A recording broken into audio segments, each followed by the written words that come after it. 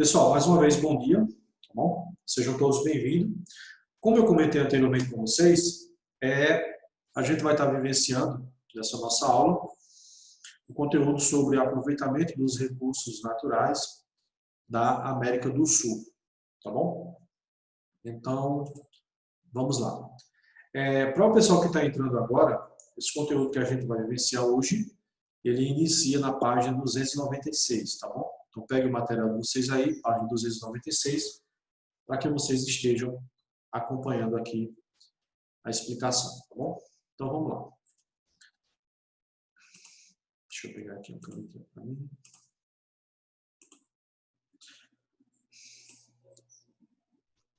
Então, vamos lá. Então, veja só. Quando a gente fala sobre recursos naturais, né, a gente percebe que a gente tem uma grande diversidade, né, de recursos que se enquadram como recursos naturais. E dentre eles, a gente vai ter o quê? A gente vai ter os recursos minerais, tá bom? Por exemplo, o petróleo, o gás natural, o carvão mineral, o minério de ferro, tá? O minério de alumínio, bauxita, cobre, ouro. Eles são o quê? Eles são recursos naturais que são classificados como recursos minerais, tá bom? Aí a gente vai ter os recursos minerais metálicos e os recursos minerais não metálicos. A gente tem também os recursos energéticos, por exemplo, a água, o vento, o sol, a biomassa.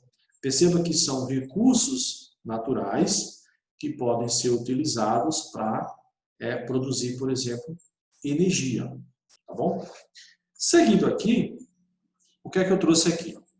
Perceba que o território sul-americano é rico em reservas minerais e energéticas. Por exemplo, a gente vai perceber que o país que tem a maior reserva de petróleo do mundo, ele está onde? Ele está na América do Sul. O país que tem a maior reserva de cobre, por exemplo, ele também está na América do Sul. E a gente vai perceber que, por exemplo, o alumínio, o ferro, né, o gás natural, ele também existe em outros países, tá, aqui da América do Sul, embora não sejam os países com as maiores reservas, mas a gente tem esses minerais aqui também, né, no nosso território, né, na América do Sul. Por exemplo, aqui ó, o petróleo, a gente vai encontrar petróleo tanto no Brasil, na Venezuela, né, lembrando que a Venezuela é o país com a maior reserva de petróleo do mundo, tá bom? A gente vai encontrar o petróleo também na Bolívia e a gente vai encontrar também no Peru. O minério de zinco, tá? Lembrando que o zinco é um mineral metálico, onde é que a gente vai encontrar ele em abundância? A gente vai encontrar ele também na Bolívia e no Peru. Então perceba que a Bolívia e o Peru, ele já se destacam como tendo o petróleo e tendo também o zinco. Quando a gente fala sobre o cobre, a gente vai ter o Chile, né, que é o maior produtor, o país que tem as maiores reservas, e é o maior produtor desse minério do mundo. Tá? Então, falou-se em cobre, falou-se em minério de cobre, a gente deve lembrar logo do quê? Deve lembrar logo do Chile, que vai ser aí o maior produtor desse minério. E o Peru, ele também vai ter, o Peru, ele também vai se destacar aí do ponto de vista da extração desse minério.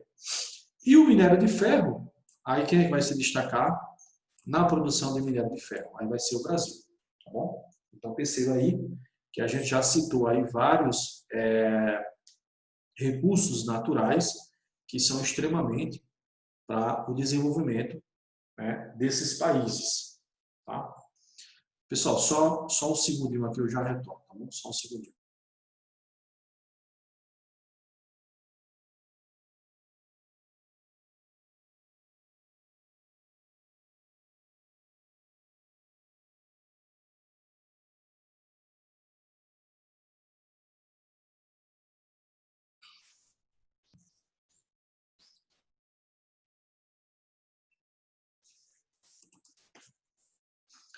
Ok.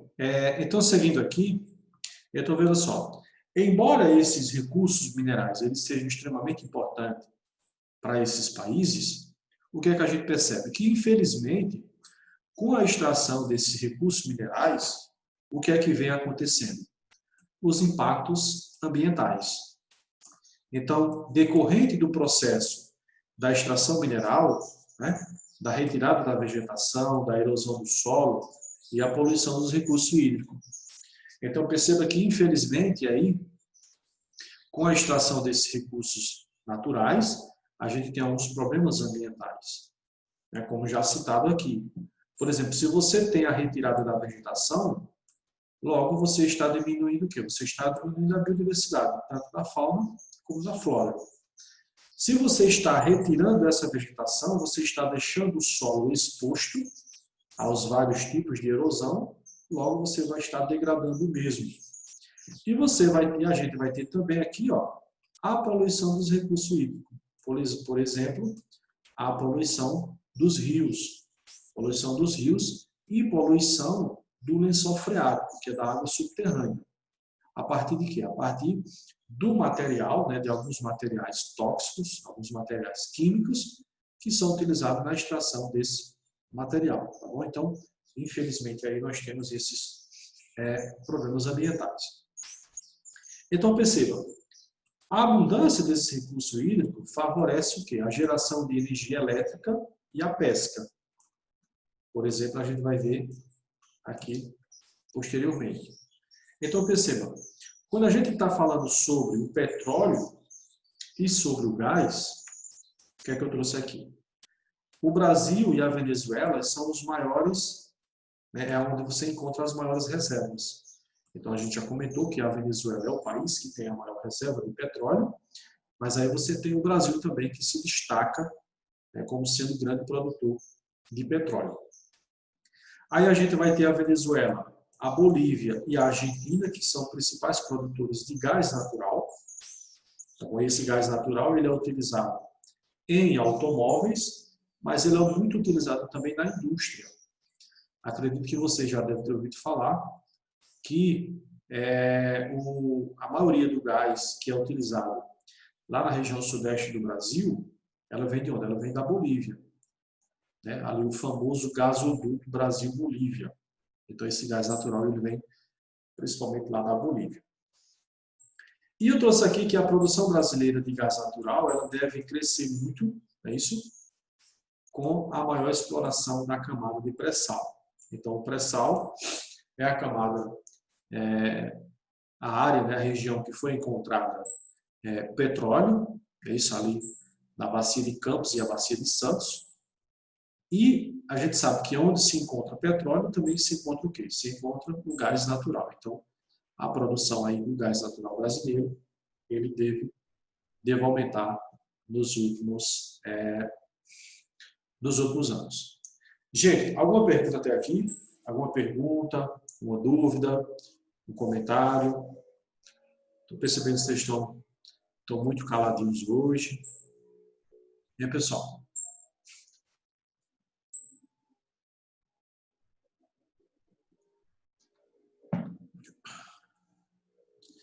E aí, gente, tranquilo? Podemos seguir adiante? E aí, pessoal, podemos seguir adiante? Pessoal, vocês estão me ouvindo?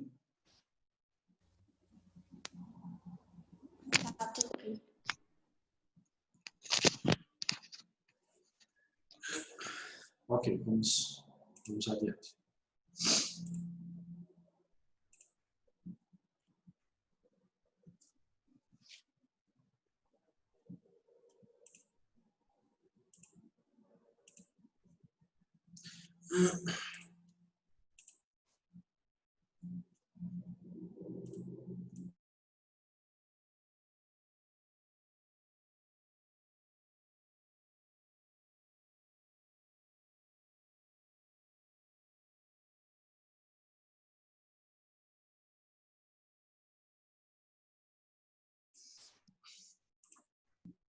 Pessoal, então, seguindo adiante aqui, cadê aqui? Deixa eu pegar aqui minha canetinha. Então, seguindo adiante, e ainda falando sobre os recursos minerais e energéticos na América do Sul, o que é que a gente vai perceber? Eu trouxe esse mapa aqui, que vocês encontram esse mapa no livro de vocês, né, na página 296, onde a gente vai encontrar aqui, ó, por exemplo, carvão mineral. Onde é que a gente vai encontrar o carvão mineral? Por exemplo, aqui no sul do Brasil, ó, carvão mineral, e também, né, aqui na Colômbia. Aqui na Colômbia, já próximo da divisa aí com a Venezuela, são as áreas onde nós vamos encontrar o carvão mineral. Por exemplo, o petróleo, a gente percebe que a gente vai encontrar o petróleo aqui, ó, na Bacia de Santos, como eu falei para vocês. A gente vai encontrar aqui em Salvador, vamos encontrar também lá no Rio Grande do Norte e principalmente aqui, ó, no país que tem as maiores reservas, que é o quê? Que é a Venezuela. Mas também vamos encontrar aqui, ó, na Colômbia, vamos encontrar aqui do Peru, vamos encontrar aqui também do Equador. Então perceba que se a gente analisar bem, a gente tem aí uma grande diversidade desses recursos naturais presentes no território da América do Sul. Seguindo aqui, a gente vai falar um pouquinho agora sobre energia hidrelétrica. Então vejam, a abundância de recursos hídricos, né, possibilitou o quê? Possibilitou a construção de grandes hidrelétricas, principalmente no Brasil e na Argentina. Então perceba que, principalmente o Brasil, né, ele tem uma rede hidrográfica muito importante, e essa rede hidrográfica ela é utilizada principalmente, tá, não somente, mas principalmente, para a produção de eletricidade. Então, se você fizer uma pesquisa aí, você vai perceber que, por exemplo, a hidrelétrica de Itaipu, dentre outras, elas vão ser construídas a partir da década de 70. Então, perceba que é o período em que as cidades grandes, né, na América do Sul estão passando pelo processo de urbanização. Por exemplo, o Brasil ele vai tornar-se urbano a partir do ano de 65. E isso também ocorre, não no mesmo ano, mas próximo, isso também ocorre nas outras cidades, na Argentina, no Chile. Então perceba que há uma necessidade muito grande de investimento na área de eletricidade. Por quê? Para atender a demanda da população urbana. Então, principalmente o Brasil e a Argentina vai se destacar aí lá na década de 70. Tá? Com relação aos impactos socioambientais causados pelas hidrelétricas, embora a energia, a eletricidade produzida pela hidrelétrica seja considerada uma energia limpa, seja considerada uma energia renovável, mas aí a gente sabe que ela causa alguns danos ambientais. Por exemplo, alteração no curso dos rios, né? Alagamento de ambientes naturais e de áreas construídas, perda de biodiversidade, remoção de cidades. Então imagine aí a construção de uma hidrelétrica, você vai ter que construir uma grande barragem e essa barragem nela vai ser construído o quê? Um grande lago. Então esse lago ele vai estar alagando, por exemplo, áreas ribeirinhas, que são áreas férteis, né, ali à margem do rio. Se você tem uma cidade ou até mesmo uma vila próximo desse rio, ele também vai ter que sair dali. Então perceba que você tem ali alguns danos, tanto sociais, econômicos, como também culturais. Imagine aí uma tribo de índio, ela vivendo ali há 200, 300, 400 anos, naquele local, à margem de um rio, de repente vem uma hidrelétrica que vai, com o seu lago, vai cobrir toda aquela área. Então você tem um impacto cultural também muito grande. Porque os índios eles estão habituados, né, eles têm uma identidade com aquele local. Então, uma vez que eles vão ter que se deslocar para outra área, vão ter que se readaptar, então eles vão passar por um processo que requer o quê? Requer bastante paciência por parte deles, né? Seguindo aqui, deixa eu ver aqui, se eu não me engano, eu acho que a moça que vai pagar a nossa pizza amanhã, acho que ela está por aqui. Disseram que ela tinha dormido, Cheguei! mas ela acordou aí, ela está aí, ó. Não, professor, eu tava no médico, cheguei agora. Eu tô até com a Ah, roupa de tá médico bem. aqui. Ok, não fui eu que disse que você estava dormindo. Tcharam! Foi alguém que se Eu disse. passei mal. Tá bom, Foi. depois a gente conversa. Depois a gente conversa, tá bom? Foi uma colega sua, né, que disse ser sua amiga. Eu não vou dizer quem é. Disse ser sua amiga. Disse, professor, ela está dormindo. Ela perdeu a aula hoje. Bia, me diz. Professor, Vamos lá. Todo mundo, professor, você vai mesmo, né? Amanhã? Com certeza. Minha filha, faz 8 dias que eu não almoço nem janto. E eu tô enxergando depois. Vamos lá. Pessoal, dando continuidade aqui, Gabriela está pedindo para entrar aqui. Então, vamos lá. Então, quando a gente fala sobre as fontes de energia, né, fontes renováveis, isso aí não é nenhuma novidade para vocês, se vocês já estudaram isso no 6º ano, estudaram no 7º ano também, quando falaram sobre o Brasil. É isso, então, só para a gente dar uma recapitulada. Então, energias renováveis, a gente tem a energia solar, é isso, a energia eólica. Embora o Brasil, hoje, né, uma vez que nós estamos falando sobre a América do Sul, e o Brasil está localizado na América do Sul. O Brasil ele tem um grande potencial na produção de energia solar, mas infelizmente esse potencial ele ainda é pouco utilizado. Com relação à energia eólica, é um tipo de energia, né, limpa, renovável, que vem crescendo nos últimos anos no Brasil. Então você vai ter aí a região Nordeste, tá bom? A área litorânea da região Nordeste, como sendo a principal área de produção dessa energia aqui no Brasil. Depois você vai ter o quê? Você vai ter a região Sul, tá bom? Mas a gente tem a região Nordeste aí se destacando como sendo a região que mais produz essa energia. E a gente vai ter também, Isabel está vindo para entrar aqui, a gente vai ter também a energia da biomassa. Tá? Muita gente tem dúvida com relação à energia da biomassa.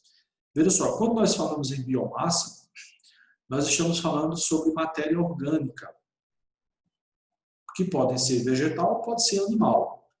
Professor, cite um exemplo de uma energia oriunda da biomassa. Por exemplo, o etanol, o álcool. O álcool ele não é produzido da cana-de-açúcar, então ele é produzido da biomassa. A cana-de-açúcar não é matéria orgânica? Outro exemplo é o diesel, né, na verdade o biodiesel, que você pode produzir tanto da mamona, você pode produzir da soja, você pode produzir do milho. Por exemplo, os Estados Unidos, eles produzem etanol, álcool, do milho. A Europa produz etanol da beterraba. Então, perceba que são o quê? São energias oriundas da biomassa. Quando a gente, uma vez que nós estamos falando sobre a América do Sul, e quando a gente fala sobre o Brasil ele perde apenas para os Estados Unidos. O Brasil é o segundo país no mundo que mais utiliza energia oriunda da biomassa, principalmente o nosso álcool, né? O nosso etanol, que é produzido da cana-de-açúcar. Quando a gente fala sobre eletricidade, quando nós falamos sobre eletricidade, oriundo, né, das hidrelétricas, o Brasil também ele é um país que se destaca a nível mundial, quando nós falamos em produção de eletricidade a partir da água, a partir da energia hídrica. Tá? O Brasil aí ele fica atrás apenas da China. A China hoje é o país que mais produz eletricidade da energia hídrica. O Brasil fica em segundo. Para você ter ideia, mais de 80% de nossa eletricidade ela é renovável. Por quê? Porque ela é oriunda em hidroelétricas. Tá? Quando nós falamos sobre geotérmica, ou seja, utilizando o calor do interior da Terra, veja só, uma usina geotérmica, ela utiliza-se, né, ali da temperatura existente no interior da Terra. Só que, veja só, nem toda região ela é propícia para a geração de eletricidade a partir de geotérmicas. tem que ser áreas próximo de encontro de placas tectônicas. Ou seja, tem que ser áreas próximo, por exemplo, de vulcões, próximo, por exemplo, de determinada região que ocorre abalos sísmicos constantemente.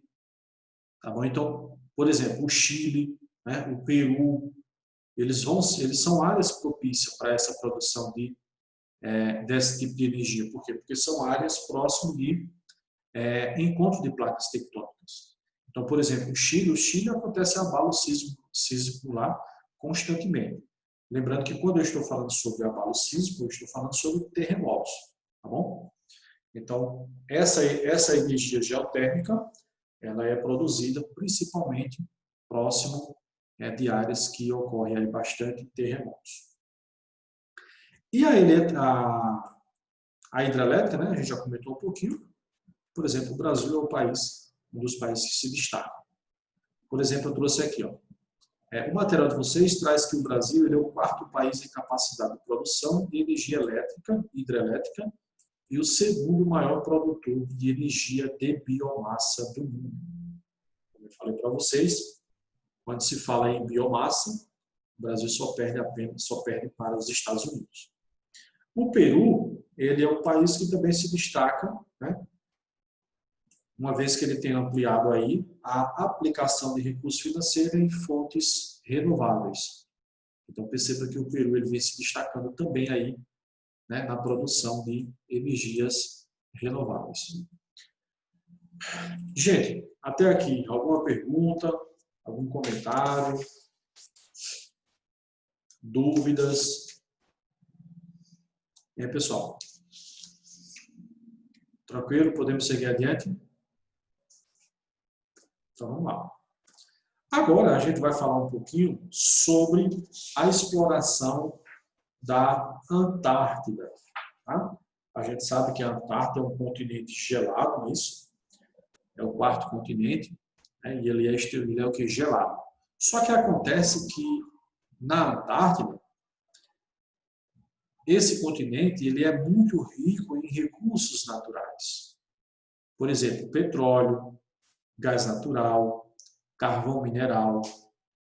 Então, perceba que se é uma região muito rica em recursos naturais, está despertando interesses de quê? De várias nações.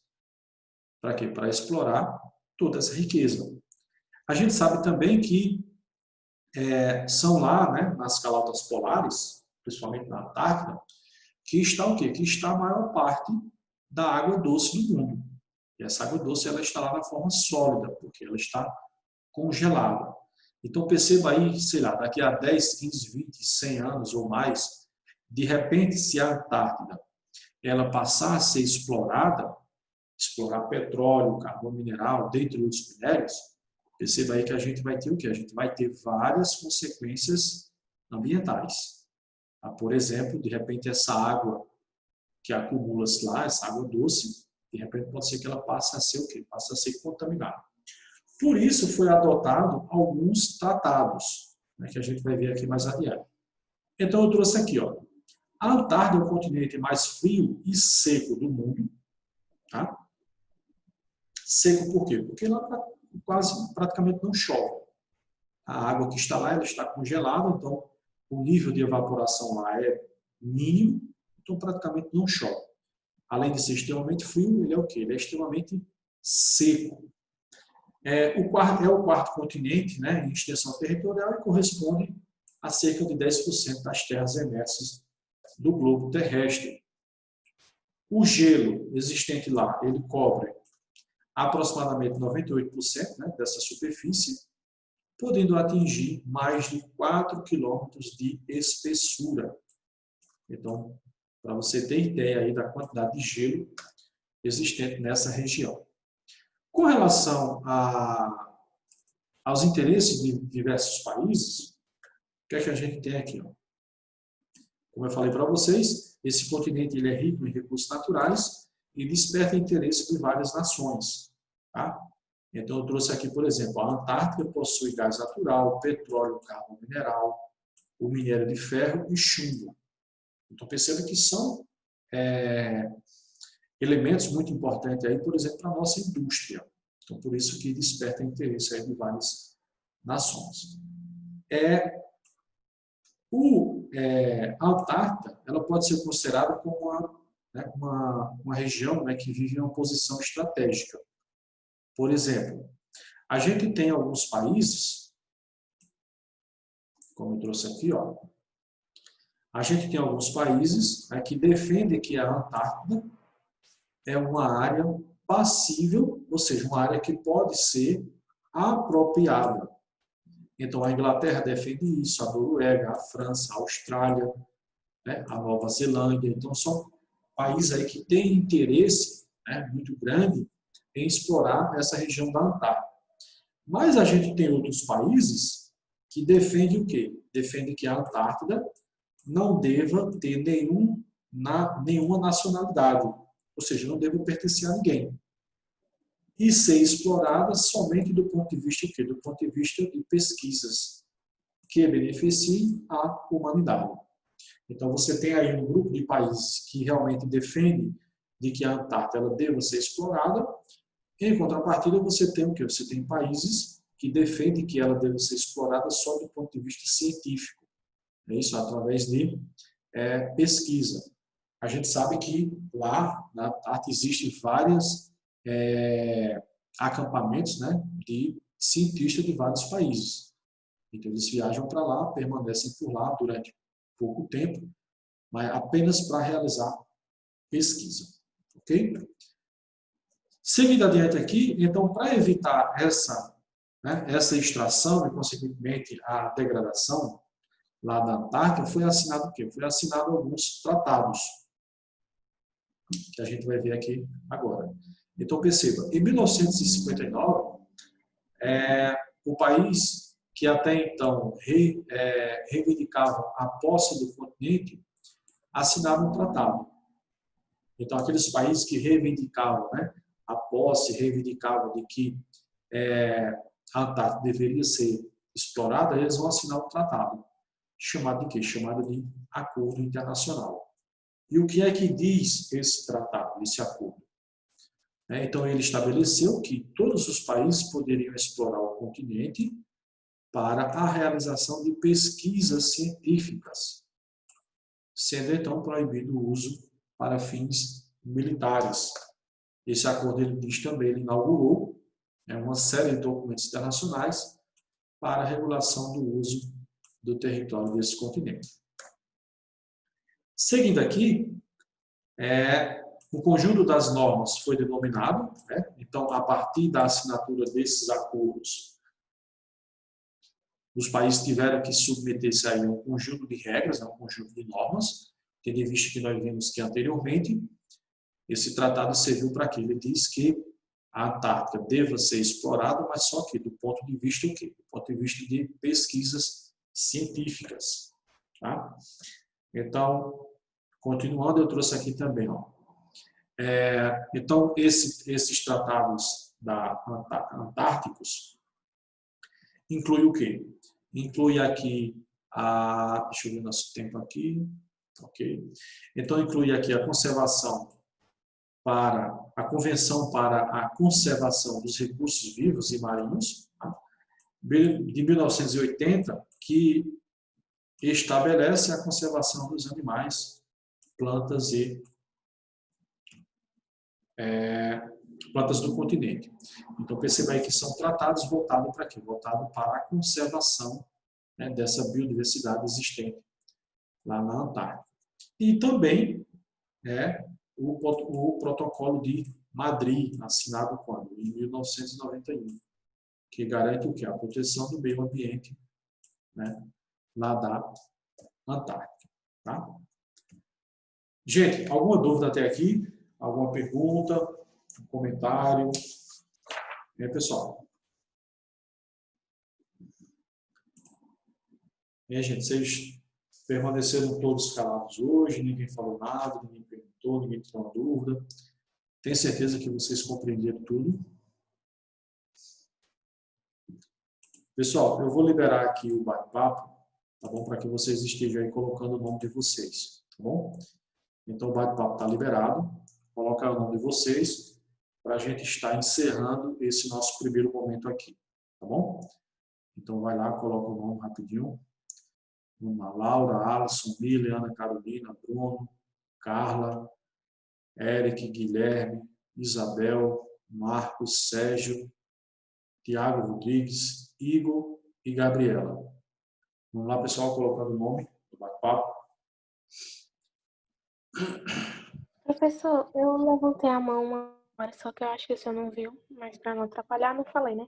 Camila disse que saiu porque ela foi comer que estava em jejum, que ela foi fazer ultrassom e tirar sangue. Aí... Ok, tranquilo, sem problema. Vamos lá, pessoal, todo mundo já colocou o nome? Estou percebendo aqui que tem 14 pessoas presentes, mas apenas 11 pessoas colocou o nome. Então tem 3 pessoas aí que tá voando aí.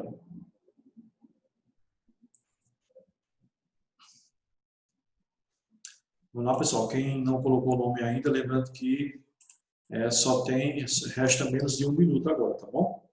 Para colocar o nome. Então vai lá, coloca o nome.